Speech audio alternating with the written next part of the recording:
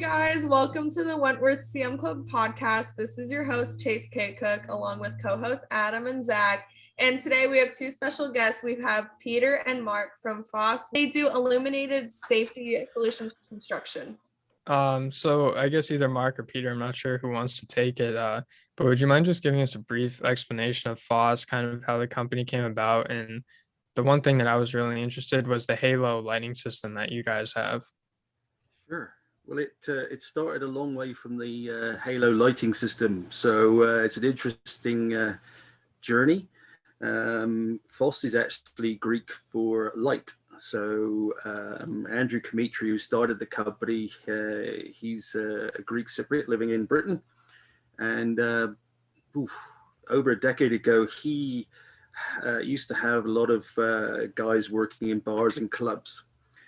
So security detail and just keeping people safe and ejecting people when they needed to. But of course, clubs are very dark. So he had a real problem in terms of identifying his own people that were always patrolling around in these low light situations. So it struck to him as an idea is, well, why don't I light them up? So basically that's where it all started from, really, which is, lighting his people so that he could see them in low light conditions.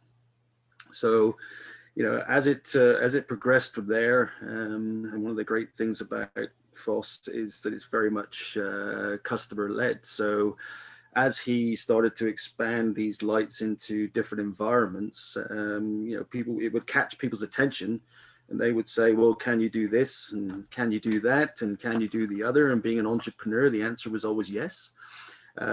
So really, that's how it started. And where I think that's a good base is that the company has always been customer led. So customers tend to come up with situations that they have.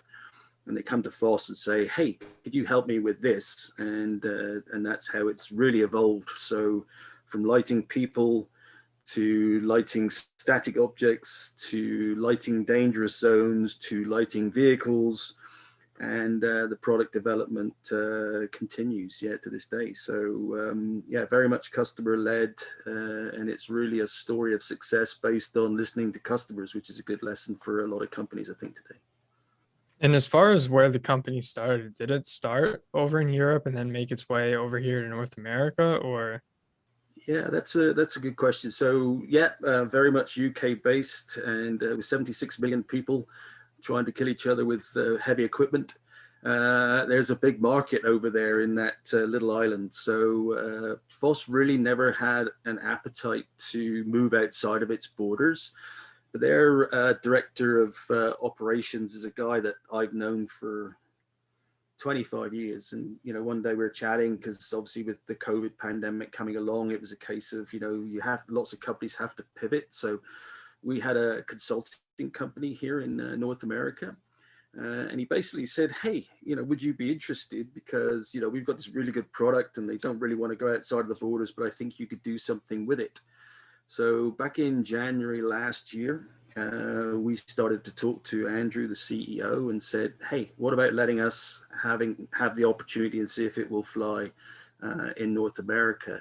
So he was nervous about that because, it's, once you start to move to a global scenario, the rules change. It's much more complex. The logistics and shipping is very much more complicated. But at the end of the day, there's lots of heavy equipment here in North America, and there's lots of soft, squishy people. And, what we're trying to do is to keep those squishy things away from the hard things. So new to market. It's not been as quick as we would have liked, but, we're in strange times at the moment for sure. But certainly since we've started to promote it here, clearly there's been a massive appetite for it. In fact, one of the short videos they put on LinkedIn not too long ago has had over 600,000 views. So from that, it went crazy. And then lots of mining in South America and Central America as well. So since our first conversations, we've negotiated the rights to distribute to the Americas, actually. So it's all got a bit complex and hectic, and obviously Peter is running the sales team, which is looking after that. Again, very much the focus on the halo lights. We do have other products as well, for sure. But as we like to say, it's a very simple solution for complex environments. And I think that's why it's going quite well here. And of course, a lot of the equipment is the same, a Cat 950 or whatever is the same in Europe as if it's, in here in North America. And I know they've got a presentation in 2 weeks to Ferrovial in Spain. There's a small operation in Australia as well, in the mining there. So just as Mark said, our role here really is to listen to our customers. And Fhoss, yeah, absolutely. The company started off as a lighting company, but we really like to find out where the at-risk areas are from our customers and just make the world a safer place. So if you're thinking about folks that work on job sites with really heavy and dangerous machinery, there's a lot of places where you don't want to be standing, especially when you're tired or you're rushing and you just want to get this thing done. And those things can result in catastrophe, really. So we're just adding an extra level of security to these sites with our lighting to make sure people don't get hurt. So really, we work very closely with our customers to see where we can make this a little bit better. So no, that's really interesting. I like how it's just like it's something that's necessary, but it doesn't seem like something that like a lot of companies are really like doing and like going out there and getting it. So I had a question. So as you guys are like moving into the US and like getting bigger here and like getting bigger in the Americas, do you make your stuff, like make the lighting and like the protection stuff here, or is it made somewhere else and shipped to the Americas? Yeah, it's made elsewhere and shipped to the UK, and then shipped on to us. But we're looking at ways to move that more direct, and we're also looking at ways to actually manufacture it onshore as well, right? So the situation at the moment is where there are a lot of cheap knockoffs, and that sounds terrible. We would say that, wouldn't we? But our lights are warranted for 2 years, 50,000 hours. Dust-proof, waterproof. Although to be fair, we have some snowplow operators who decided they were going to tell us if it's dust-proof or waterproof, because and those are the guys that know for sure. But yeah, so we've got a supplier which stands behind its products, and so at the moment, yeah, it's we're starting to hold more and more inventory here. We're new to market, clearly, and so cash flow is always an issue when you start to stock up. So like any company, we're going small and getting it out there, and we'll start to build and do more onshore as we progress and grow as a company. Yeah, and just on that, we just like to see what our customers are doing with the equipment. Once we've spoken to them and have the equipment on their vehicles and machines and at-risk areas, and we have a LinkedIn page, and it's also on our website as well, so you can see some of those different examples. We've had pieces of equipment at airports and cement mixers, rollers, and big Cat 980s, and all kinds of interesting pieces of equipment. Now, when you talk about all of this equipment and the different brands and everything, do you find that your product is mostly installed out in the field as kind of an aftermarket option after the customer purchases, or have you ever looked into installing it straight from the factory? So when someone orders a brand new piece of equipment, they could just spec that it already comes with your lighting on it? Yeah, no, so I mean, it's mostly aftermarket. I mean, clearly, when you've got I don't know if we can actually mention them here, you might have to cut that out, but there are large equipment rental companies, for example, that will put our gear onto their stuff before they sell out. But we're not working with any OEM suppliers like Caterpillar or people like that, and I'm sure in time that they will come up with their own. That's a competitive threat for us, for sure, that it's an aftermarket piece. Do they see that as something that they will put on their vehicles going forward? Yeah, probably. But to Peter's point is, it's not just about sticking some lights onto a digger or a bulldozer. We work with our customers to say, where are your points of highest risk, and how can we help that to work. So for example, we're working with a gold mine up in northern Ontario, and believe it or not, every time the bulldozer takes its third big shovel of 30 tons or whatever else, a geologist jumps in the bucket and takes a sample. What could possibly go wrong? So basically, this massive truck has red lights around it when it's operating. When it's right for the geologist to jump into the bucket, then he can change the switch to make it green. So again, it's not just about lights; it's about actually how you use the lights. So we're working with clients to say, well, I've just spilled something in my eyes. Let's head for the eye wash station. Well, where is it? Well, it's over there, right? But if you could put a light around it, which is green or blue or whatever else. So what we do is much more think about how we can use our lighting in, their specific circumstances. So I do think that more and more of this equipment will come with it as standard or as an option in due course. But we're not worried about that. That'll just drive adoption. But as Peter said earlier, we take more pride in working with our customers to look at their sites and say, what could possibly go wrong, and how could our lights enhance what you're doing at the moment? I mean, electric vehicles, for example, is high on our list at the moment because people don't hear these things coming, right? And EVs are the future for sure. So the more you can actually, identify that truck, because that's got to be the way forward as we see it. So we kind of welcome that. Do we want to be working with manufacturers? No, we'd rather be working with end users. Frankly, that's just who we are as a culture. And to Peter's point, we're trying to make complex environments safer for our clients. Yeah, absolutely, Mark. And our solutions are super affordable as well. And there are other products on the market that integrate really well with ours in terms of proximity sensors and radar and things like that. And actually, some of the equipment, some of the equipment already have those fitted into them. So just what we're trying to do is add to that and add that extra level of safety, because the radar is probably going to help the pilot of the vehicle, but then what about the pedestrian as well? So you can add that other level and you can see that light. That's what we say with Fhoss, with see the light. So so those are there, and also just in terms of safety, we're just adding that extra level, like I say.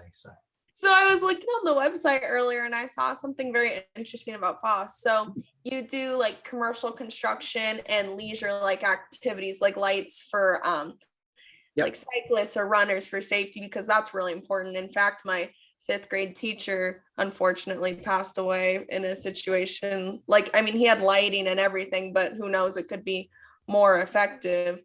So I was just kind of wondering about that aspect of the company, like which came first, the construction lighting or the leisure? Yeah, no, it's a good question. So the leisure came first because that was obviously that followed on from the guys walking around in the nightclubs and lighting them up. So Andrew and a couple of the other guys there were keen cyclists as well. So again, they married their own passion with something they saw as a need and what customers were asking. So in terms of our plans for North America, we don't really want to get into the retail side of things. So we're certainly using some of the wearables because, again, as an integrated solution, the cords around the hard hat, for example, you can see if you're up in a crane or whatever else, you can see people. We got these little magnetic lights, armbands, belts. So again, if it actually improves the visibility of your workforce, then, we'll go for everything. But as part of an integrated package, we're not really interested in going into the leisure side of things in terms of, here's a pack for your bike and stuff like that. And, really, we're not big enough to do that. And, working in retail, it's just not somewhere we want to be. It's, you're just taking calls all the time of people saying, I broke my band, and what can you do about it? And that's not what we're into. We're more into working with construction. Not being funny, I think that's where we'll make the biggest impact. Yeah. Do you have any customers that you know of in the Boston area that have purchased these products before? I haven't got it in front of me. For some reason, Illinois seems to be our hotspot at the moment. So That's interesting. Yeah. Who knew? Oh, But certainly there we've for some reason, whether it's because of the LinkedIn video or whatever else, but really big. It's had a huge lot of interest from South America with the mines, obviously, because it's huge mining down there. So, we've been brushing up on our Spanish, or in my case, trying to learn some words. I know how to order 2 beers, but that's about it.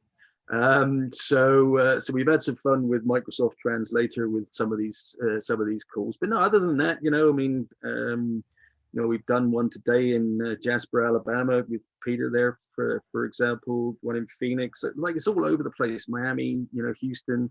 So America's a big place, right? So we're seeing them coming from all over the place and all sorts of different industries. So whether it's communications, construction, farming, we've seen we're having a lot of success with cranes, where you're working from height and you're far away from the people that are wandering around. So it's fairly it's fairly generic. We've kind of stayed away from too many on-road vehicles at this point, which is interesting, but we'll get into that in due course for sure. But yeah, it's quite a wide range, industries and locations for sure. I think with the on-road vehicles, and I think before you mentioned snowplows, that seems like a perfect opportunity, even if you just put one on the back, because people on the highway are constantly getting too close to the plow, and they're constantly putting up the message boards and everything telling people to back off. So if you could put a nice little red line across the highway behind the plow, that would be great. Yeah, no, we were talking to a snowplow, I guess my stress ball snowplow that they gave us, and they were in our so we're in Calgary here, so we get 4 months of really cold weather. It's been -42. We had 42 centimeters of snow just before Christmas. So the plows are out working, but for 3-4 months of the year, on average, they get hit 15 times just in this province here, right? And if you see them, they're all lit up with beacons, and they still get hit, right? So we're working closely with the snow plows to put a border around the outside of the blades, and then we can do these illuminated panels on the back. And it's quite interesting, actually. I mean, one of those panels on the back will cost around $8,000 US. And you look at because those are the expensive bits. The lights themselves are around $100 each, but in terms of these big panels, and they go, ooh, that's a lot of money, and you go 15 times, and on average your plows off the road, for 10 days. It's like it's crazy. So what price safety? Well, some people do have a price on safety, others not so much, but you got a small window. So I think we've done some pilots with some snow plows, and they worked out quite well. So I think you'll probably see more of those in the coming years for sure. Because it's, as you say, Zach, it's an obvious application. Right? I mean, I have no idea how people hit snow plows.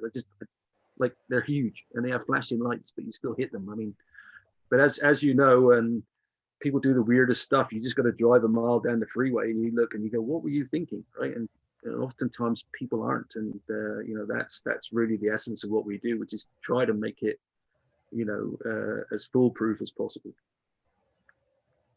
Chase, have you ever seen a snowplow in action? Oh, my grandpa in Michigan has one that you ride on, and then in the back it blows snow out, if that's the right terminology. Yeah, kind of. California's a lovely place. Yeah, it is. I love it. I'm on the South Coast. Yeah, they have snow up in the Donner Pass and everything, though, right? So there's snow up in the mountains. I'm in hilly area, so up in the mountains from a distance, you'll see the snow. And I'm pretty sure some areas in Northern California do get snow. Yeah, stay safe. It's good. Yeah, I think it was 50 today, and I was personally freezing. 54 right now. Yeah, I'm not gonna feel sorry for you. I think, like I said, I think we hit minus 45 back in January. Oh my God. Have you ever heard of Con Expo? One in Vegas? Yeah. Yep. Did you go last year? No, it was too soon for us. So because we're new to market, so yeah, didn't have a chance to go there. Plus, with all the travel restrictions, it's been difficult for us to get anywhere, frankly. So Yeah, I was at the one in back in March with the club from my school, and it was a great time. And I think yeah, for something like you, it would be the perfect place because there's so many contractors there, and then yeah, all the different equipment manufacturers that make anything you could think of are there. I feel yeah. like it would be the perfect place to showcase what you have. Yeah, no, I appreciate the recommendation, and that's something we'll get to. I think, like any startup, even though they're established in the UK and some parts of Europe, this is a new product here, so we're starting, on a way that we can cope with, because the worst thing we want to do is to go too fast too soon, and all of a sudden you can't keep up with the customer demand. But you're right, Zach. I think, with once this pandemic seems to have passed by a little bit more and things get back a little bit more to normal, that's certainly been our plan. So yeah, maybe we'll see you there next year. Yeah, hopefully. I think the next one is in 2023. Okay, Uh, perfect. and I've been begging our club advisor, Mike. I keep asking if we can go with the Yeah, club. And if we can't go with the club, I said, could you buy me a ticket and I can go on my own? yeah, yeah, It's a yeah, great yeah. Well, time. we could send you down to represent Fhoss, Mike. That'd be that would be good. Yeah, I can come and meet you guys in person. That'd be cool.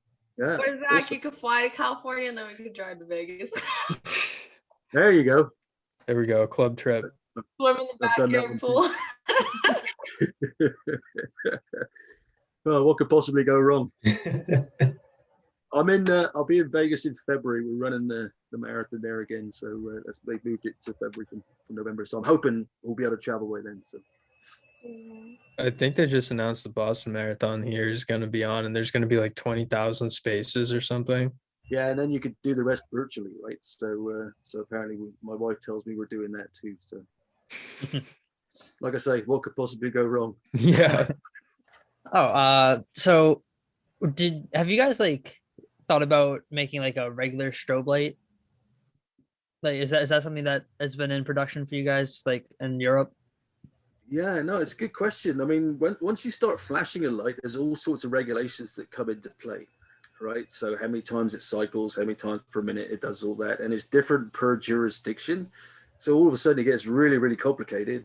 And then you got to say, well, what's the trade-off with it getting complicated and trying to get it licensed and registered and approved? And what happens if I move from this state to this state, to this province to this province? It was legal here, now it's illegal there. So, and does it make it any more safe than what we got at the moment? And we would say probably not. So to be honest, Adam, probably the investment into that is not where we want to go. Where our product development is going is in things like walkways. Mm-hmm. So Peter's working on a big opportunity at the moment with a large US company to light their walkways. So, again, you've got massive pieces of equipment trundling around these massive plants, which are in pretty obnoxious condition, dark, dusty, dirty, and there's crossings for people. So what our latest product development there is a crosswalk, which actually has, lights delineating the pathway, red and green, go figure, and all integrated in with traffic lights. So again, it's all about listening to the customer, and it's all about making things safer. So we kind of go where the customer demands rather than sitting here thinking, well, what can we do next? And that's been a key requirement. And I think beyond that, then we're probably moving into more of the RFID sensor, which will set an alarm off in your hard hat, should you enter a zone which you shouldn't be. So we kind of got a roadmap in terms of where we're going to take these products, and it's going to keep us busy for the next couple of years for sure. So if I had a factory, how far off the floor could I put one of your lights to shine in like a crosswalk situation before you wouldn't really be able to see it anymore on the floor? Yeah, it's good question. It's 9 meters is when they start to wash out, Zach. And we did have to we had to turn down a deal for a large bucket because they needed 14 meters.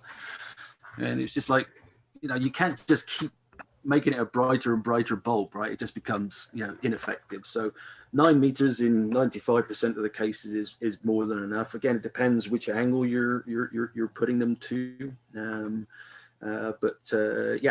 So you can have them straight down, obviously, or at an angle.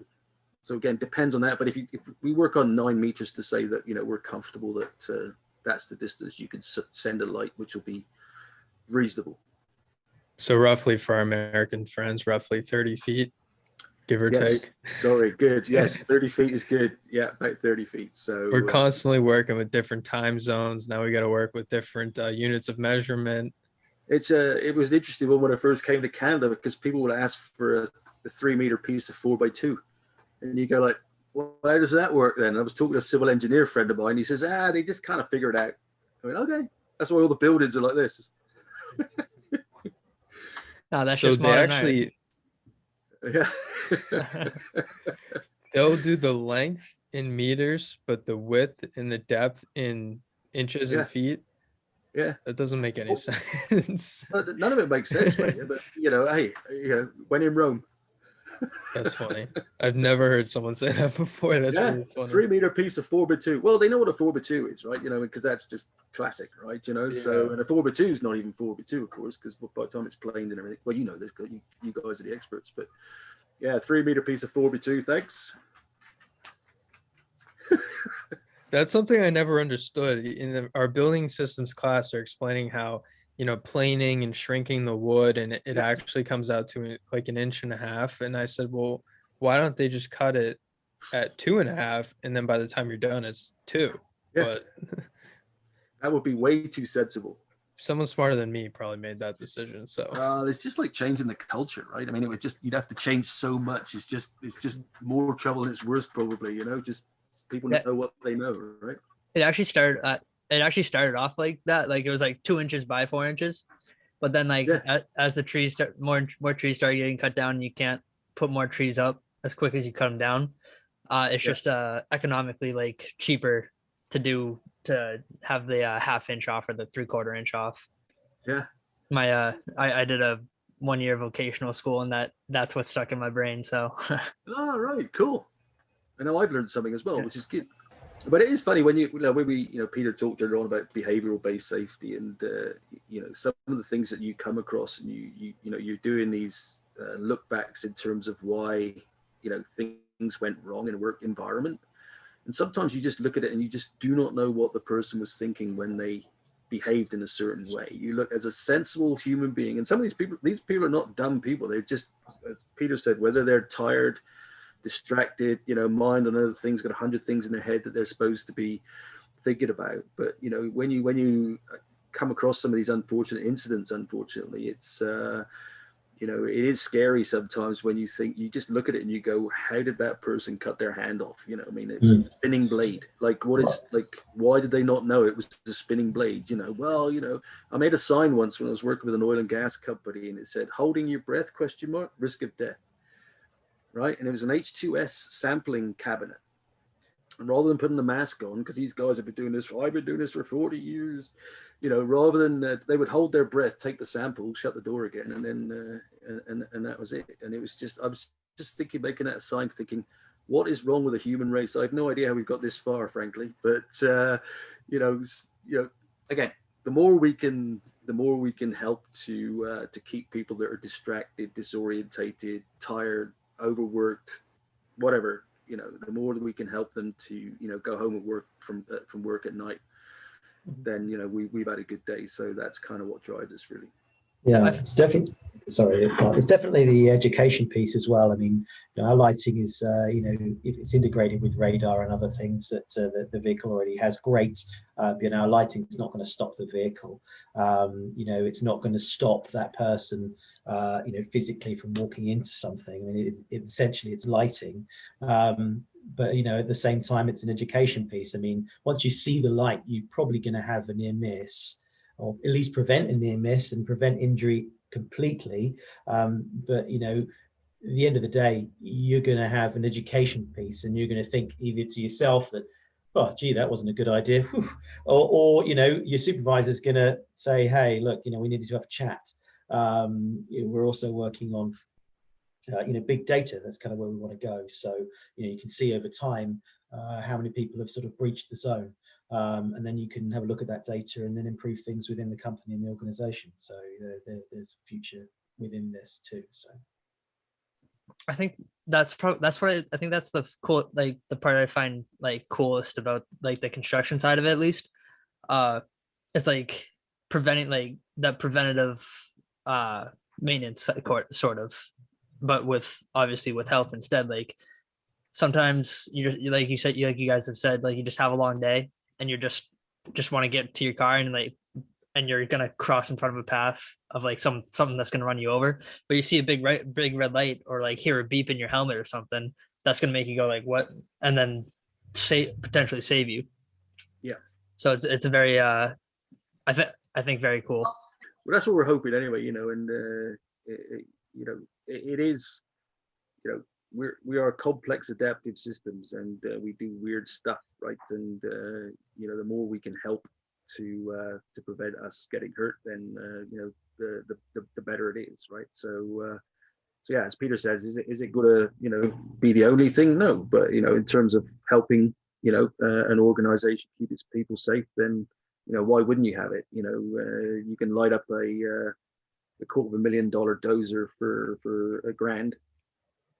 It's a no-brainer, right? I mean, it's not exactly a difficult sell either. Like, why wouldn't you have that on your bulldozer, right? So and the take-up's been really good, and people have been really excited about it. We're really excited to talk to people about it. So I think we're in a good spot to grow, new to market, but we want to get it out there, and again, it sort of breeds success. So as more people see it, it's like, hey, I saw that. What is that?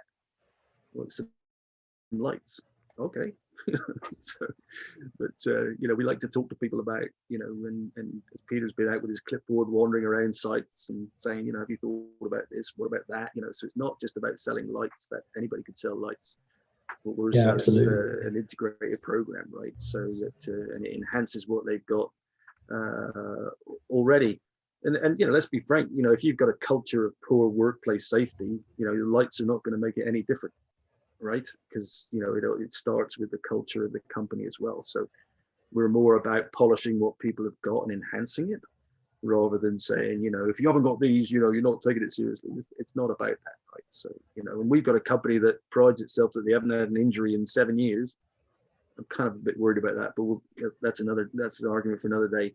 But even they're saying, we want to maintain this. So they're talking to us about how they can even improve, even with a track record that they've got. So it's not just about the people that come to us who are obvious, which says we've had a couple of incidents recently. We need to get better. There's some people that said we're really good at this, but we can still get better. So it's interesting seeing that, that whole continuum in terms of, those that are really good at it and those that are really poor at it. So it's quite a broad appeal. And it's also just one of those things that lighting just has that is better than some physical things that are already there. And we're not saying stop doing those physical things such as pylons on the ground. No, those absolutely need to be there, but it's just an additional layer that we can add to that. For example, if there's a crane perhaps and the crane moves and the pylons do need to be physically moved, so it takes a person to get out and move those things. Well, the light is going to be there and it's going to follow the vehicle around. I've seen where the pylons have sort of got a bit closer than that sort of 4-meter zone around the vehicle. So with the light being installed, it's right there, and it's a constant reminder. Also in terms of Mark talked a little bit earlier about some of the crosswalks. Customer let me know the other day that the paint on the ground, because they're such high intensity, high use, kind of tough environments with big heavy trucks moving in and out, the paint just disintegrates so much quicker than just your regular side of the road. So you end up not being able to see the lines that need to be clear for pedestrians and people on the road to see. So the light there is something that we're adding, and with the guarantee is that we have 50,000 hours on our LED lights, and that's going to be better than a bit of paint. So that's what we're trying to do. I've noticed at a couple places that with that paint, whether it's a keep clear zone towards an exit or a do not stand here zone, that it seems like they paint it once when they build the place or when they take ownership, and then they never ever go back and touch it up ever again. And you walk in and you can see there's a little speck of yellow there and a little speck of yellow over there, and it's not as clear as it was on day one. Yeah. And there's a lot of people like that do the right thing at the planning stage because the architect said you need this stuff, but they don't actually believe what it's been put in there for. And of course, you're in a warehouse and you stick down that black and yellow stripy tape to keep the forklifts in line, and they run over it peels off. It's like, what were you thinking? That was a really good idea. So again, it just there's just I mean, it's limitless in terms of how you can apply these things, right? But you need to do it intelligently. Move away from red, go towards green. Use blue for a muster point. Whatever. I mean, it's every application, you just need to think about it and work with the customer to make it best use. So again, in terms of your jobs going forward, when you end up in construction management, I mean, it's going to be on your shoulders that the people go home at night, right? So you can't turn around and just say, well, I didn't know. That responsibility weighs heavy on your shoulders in those management roles, and and rightly so. And we're really pleased to be working with some really progressive management who say, what, my number one job is to keep our people safe, and your product can help us. So that's kind of cool. So I guess one last question, and kind of put you on the spot, would be if anyone interested is looking to get either an internship or a full-time position with Fhoss, is there a way that they could get in touch, and are you hiring at all? Sure. I think, we're new to market for sure. The rate is going at the moment. We are definitely looking to grow. So, we're hoping the trajectory goes like that.